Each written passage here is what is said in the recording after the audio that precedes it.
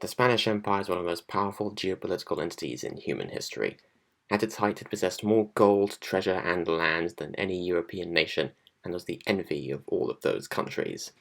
Its monarchy possessed an unrivaled amount of authority.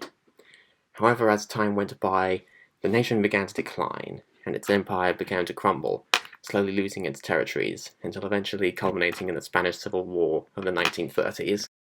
The war that would engulf Spain would be one of the deadliest civil conflicts in European history, consuming over 500,000 lives, which was over 2% of the Spanish population at the time. Beyond being a deadly conflict, it would also be a highly confusing and political one, involving almost every ideology of the 20th century, including fascism, monarchism, anarchism, communism, socialism, libertarianism, liberalism, etc., and you can almost go on trying to name all of the different ideas trying to vie for power of Spain. The war would go on for almost 3 years and end with the dictatorship of General Francisco Franco, a man who would rule Spain for almost 3 decades and create a totalitarian regime that killed another 500,000 Spaniards. The Spanish Civil War today is seldom if ever talked about, but the ironic thing is that back then this was huge news throughout the world. Almost every nation in Europe at some point participated in it by supporting either side in the war. It also formed the basis of much modern warfare, including tanks, aircraft, and many other weapons of destruction. But without further ado, this is the story of that conflict and the people who fought in it. Unlike other European nations, Spain never had an industrial or civic revolution during the 18th century.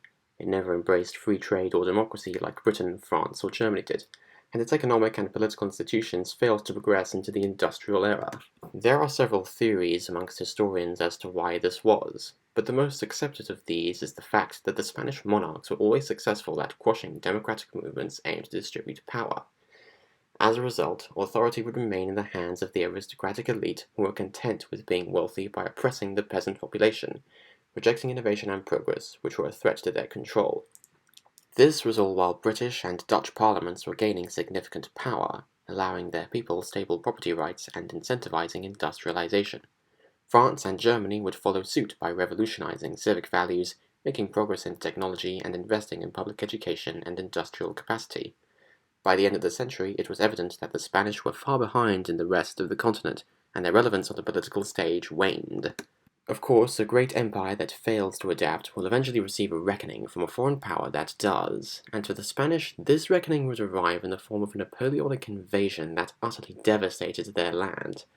The Napoleonic War in Spain was notoriously brutal, and as the Spanish monarchs surrendered, the fighting devolved into a guerrilla campaign that would kill over 60,000 Spaniards, and the French would only leave after Napoleon decided that the situation was untenable. Even so, the nation was left reeling from the havoc, and many of its colonies took the opportunity to flee their overlord. Soon enough, under the leadership of a certain Simón Bolívar, the colonies began to break off from the mainland one by one in a series of independence wars, and by 1825, Spain had lost all of its holdings in both South and Central America. Arguably, the only ever good thing to come out of the invasion was that given the aristocrats had lost their prestige, Spaniards now had the opportunity to create democratic and egalitarian institutions, with the proclamation of the Constitution of Cádiz in 1812. However, the monarchs fought this and the parliamentarians were crushed. Liberals would keep trying to establish some form of republic during the 19th century, but were time and time again thwarted by conservative forces, most notably the Carlists, a reactionary group who supported a highly religious and authoritarian rule, and who were notoriously violent, creating a century-long bitter struggle between ideologies. The Liberals who were able to establish a republic in 1873, however, this was crushed by the military coup after only 2 months of existence, and the monarchy was promptly restored to a constitutional one, albeit one that was hardly democratic. In all, Spain suffered no less than 37 military coups within 60 years, creating a constant downward spiral of chaos and violence. To put it simply, the 1800s were very crappy for Spain. Another crippling blow would be dealt to the nation's prestige when it waged a disastrous war against the United States in 1898.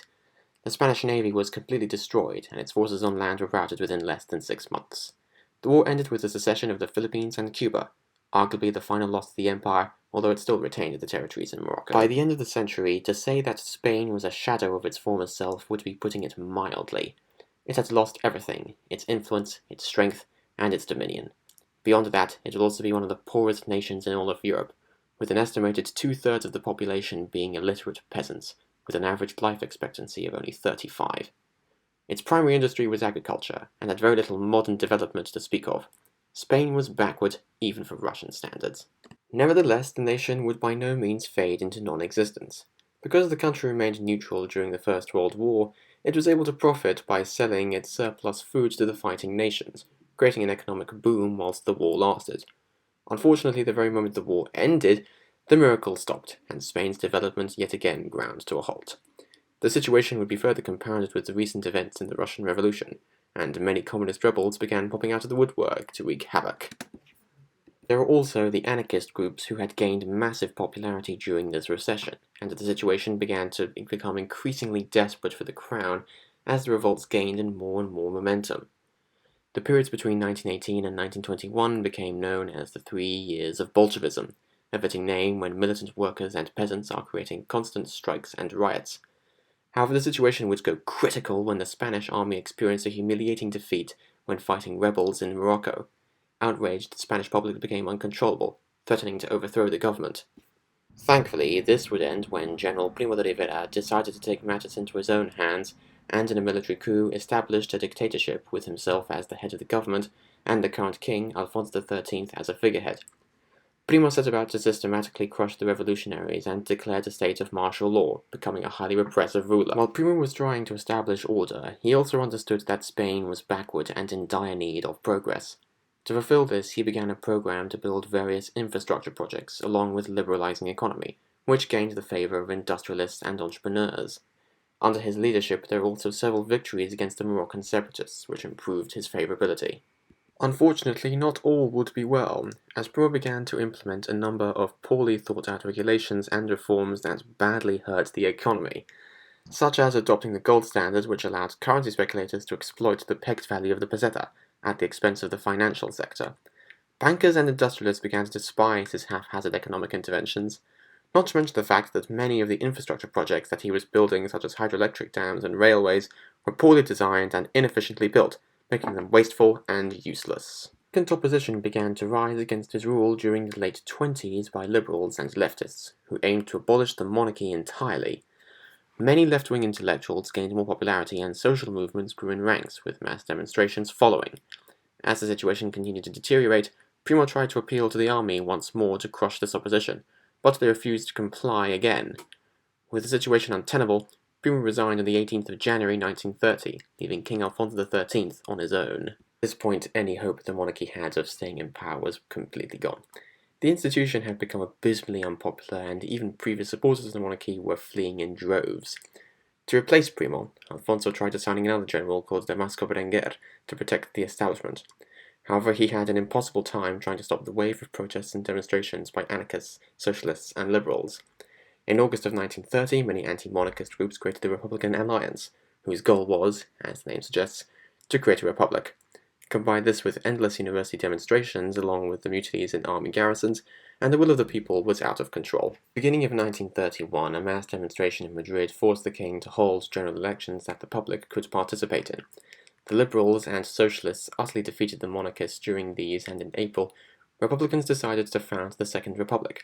With no authority and no options left, Alfonso XIII would leave Spain in April of 1931, never to return, although he never abdicated, funnily enough. The people celebrated his departure, and there was hope for a new prosperous dawn in the country. But as fate would have it, this new dawn would be anything but prosperous, because what would ensue would be one of the most violent and chaotic periods in Spanish politics, and the beginning of a particularly nasty event.